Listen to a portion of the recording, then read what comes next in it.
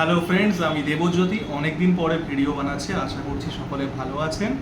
তো কালকি 2898 এডি এই সিনেমাটা রিভিউ করব।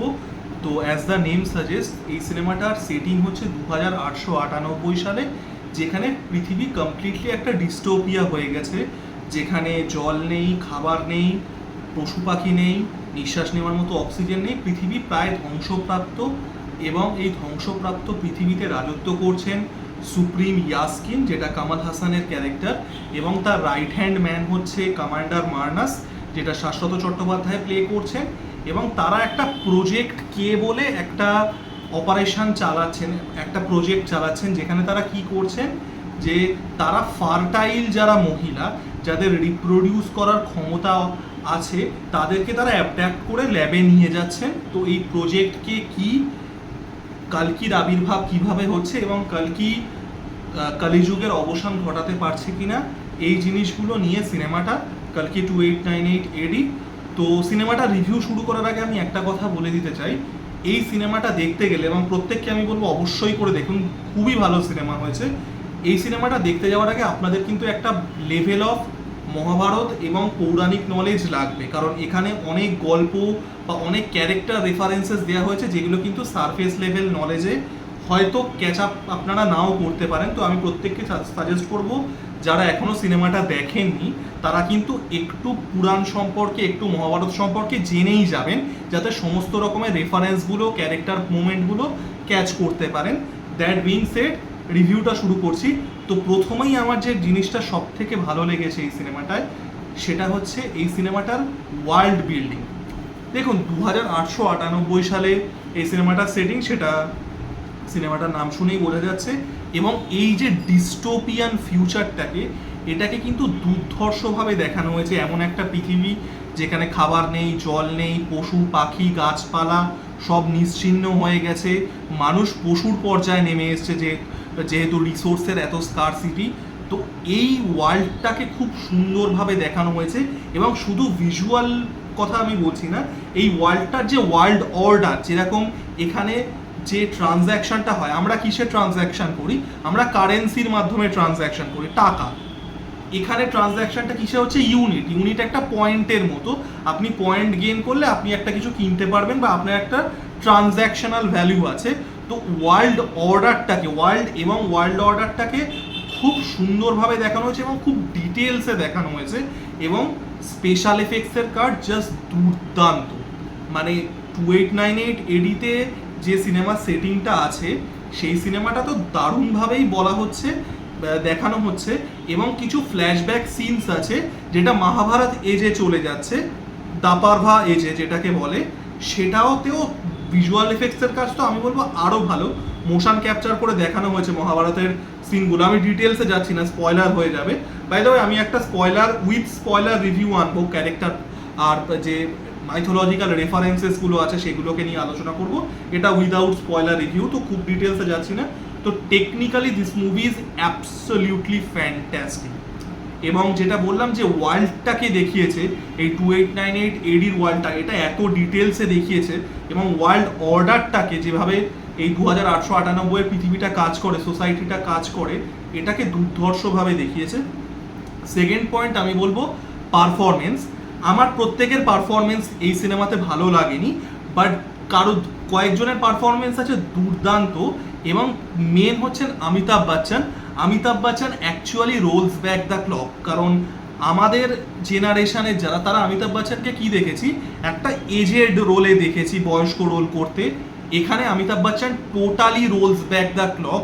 70s বা 80s অমিতাভ বচ্চনের যে অ্যাংরি ইয়াং ম্যান ইমেজটা ছিল, which made him probably the biggest superstar of all time, সেই ইমেজটায় আমরা ফিরে যাচ্ছি। অমিতাভ বচ্চন অ্যাকশন করছেন তো বটেই, সিনেমার সব থেকে ব্যাড অ্যাস অ্যাকশন সিনগুলো কিন্তু অমিতাভ বচ্চন পেয়েছেন, এবং অ্যাকশন দারুণ। বিশেষ করে অমিতাভের অ্যাজ অশ্বত্থামা, ইমমর্টাল অশ্বত্থামা, আপনারা সবাই জানেন, যিনি আর কি অভিশাপ পেয়েছিলেন তার ইমমর্টালিটির, সেগুলো আমি আবার উইথ স্পয়লার রিভিউতে ডিটেলসে যাব। তো তার ক্যারেক্টারটা এবং তার প্রেজেন্টেশন অসাধারণ, এবং he got the best fight scenes. এবং এখানে প্রভাসের কথাও বলতে হবে। দেখুন, Prabhas is a huge star, rebel star বলা হয় তাকে, ইজ দ্য ম্যাসিভ স্টার, তো তিনিও কিন্তু এতটা জায়গা দিয়েছেন। এই সিনেমাটা কিন্তু প্রভাসকে ফোকাস করে নয়, প্রভাসের মানে সবসময় যে স্ক্রিনে প্রভাসকে দেখা যাচ্ছে তাও না, এবং বেশিরভাগ অ্যাকশন সিনগুলো যেগুলো ব্যাডাস অ্যাকশন সিন সেগুলো কিন্তু অমিতাভ বচ্চন পেয়েছেন। তারপরেও প্রভাস কিন্তু একটা কমিটেড হয়েছেন, শুধু তাই নয়, he has also given a great performance. তার ক্যারেক্টারের মধ্যে একটা শেড আছে যেটা আমি ডিটেলসে যাবো না, কাইন্ড অফ স্পয়লার হয়ে যাবে। তো এই দুজনের পারফরমেন্স কিন্তু প্রত্যেকেরই ভালো। এবং দীপিকা পাড়ুকোনের পারফরমেন্সটা, দীপিকা পাড়ুকোনের আমার মনে হয়েছে he got a little short change for the screen time, হয়তো আরেকটু স্ক্রিনে তাকে বেশি দেখা যেতে পারতো, বাট তার ক্যারেক্টারটাও খুব interesting and she is obviously a very good actress. তো সেটা তার পারফরমেন্সেও সেটা উঠে আসছে। তো পারফরমেন্সেস কিন্তু এই সিনেমায় খুবই ভালো। Technically this movie is absolutely fantastic. আর আরও একটা জিনিস আমার যেটা ভালো লেগেছে, যেটা আমি রিভিউ শুরু করার আগেই বললাম, যে এই সিনেমাটা কিন্তু প্রচণ্ড পরিমাণে মাইথোলজিক্যালি ডিপে যায়। ভারতবর্ষের পুরাণ মহাভারতের যে মাইথোলজিক্যাল এলিমেন্টসগুলো আছে এত ডিপে যাচ্ছে, এত ডিপে রিসার্চ করেছেন নাগ অশ্বিন, এটা কিন্তু বলতেই হবে। এবং এই সিনেমাটা আমার আরও একটা জিনিস ভালো লেগেছে, যে এই সিনেমাটা দর্শকের যে ইন্টেলিজেন্স আছে সেটাকে রেসপেক্ট করে। অনেক সময় আপনারা দেখবেন বেশিরভাগ ভারতীয় সিনেমায় কি হয়, বেশিরভাগ ভারতীয় সিনেমায় হয় কি এক্সপোজিশন দিয়ে দিয়ে দিয়ে দিয়ে একদম দর্শকের মুখে গরজ করে ইনফরমেশন ঢুকিয়ে দেওয়া হয়। এখানে কিন্তু সেটা করা হয়নি, এখানে কিন্তু আপনাকে মাথা খাটাতে হবে, আপনাকে কিন্তু একটা লেভেল অফ নলেজ নিয়েই যেতে হবে। তো এই জিনিসটা আমার খুব ভালো লেগেছে, যে গল্পটা কিন্তু actually you have to invest in the story, এবং আপনাকে কিন্তু you have to do your homework, আপনাকে কিন্তু ওই নলেজটা গেইন করেই যেতে হবে, বা পরে এসে আপনাকে কিন্তু রেফারেন্স পেজগুলো কিন্তু ডটগুলো জুড়তে হবে। তো এই জিনিসটা, এই যে দর্শকের ইন্টেলিজেন্সকে সম্মান করা, যেটা 99% ভারতীয় সিনেমা করে না, ওই এক্সপোজিশনের পরে এক্সপোজিশন দিয়ে ইয়ে করে দেয়, সেটা কিন্তু এখানে করা হয়নি। তো এই সিনেমাটা খুব ভালো। রান টাইম একটু লম্বা, কিন্তু overall it's a great story, fantastic visual performances, main ক্যারেক্টারদের প্রত্যেকের ভালো। এবং আপনাদের যদি ভারতীয় পুরাণ বা ভারতীয় মাইথোলজিতে ইন্টারেস্ট থাকে, তো এই সিনেমাটা কিন্তু আপনার দারুণ লাগবে, কারণ এটা খুব ডিপে যাচ্ছে। এবার নেগেটিভ পয়েন্টে আসবো আমরা কিছু। আমার নেগেটিভ খুব সামান্যই লেগেছে, বাট কিছু নেগেটিভস ডেফিনেটলি আছে। তার মধ্যে একটা, সেটা হচ্ছে ক্যামিও ওভারকিল। সিনেমাটাতে প্রচুর ক্যামিও আছে, তার মধ্যে দু একটা ক্যামিও ওয়ার্ক করছে, বাট অনেকগুলো ক্যামিও ওয়ার্ক করছেও না। ক্যামিওগুলো কী কী সেগুলো আমি অবভিয়াসলি বলবো না, সেগুলো আপনারা হলে যখন যাবেন তখন দেখবেন, বাট ক্যামিও অনেকগুলো আছে এবং সেগুলো ল্যান্ড করছে না। এবং এই সিনেমাটা কী হয়, যেটা বললাম, এই সিনেমাটা যেহেতু একটা মানে একটা এরকম এত হেভি একটা গল্প, এত কনসেন্ট্রেশন নিয়ে দেখতে হবে, ক্যামিওটা actually it is creating a distraction. তো এই একটা জিনিস আমার ক্যামিওটা ভালো লাগেনি। সেকেন্ডলি, দিশা পাতানির পুরো রোলটাই পুরো আর্কটারই কোনো মাথা মুন্ডু নেই। এই যে, এবং এটা কাইন্ড অফ ভারতীয় সিনেমার একটা সমস্যা, Disha Patani is kind of the love interest of the character of Prabhas. এবং প্রভাসের যে ক্যারেক্টারটা আপনারা যদি সিনেমাতে দেখেন, উইদাউট স্পয়লার আমি যতটুকু বলি, his character is a lone wolf. সে প্রচণ্ড সেলফিশ, সে শুধু নিজেরটুকু বোঝে, he is a lone Wolf.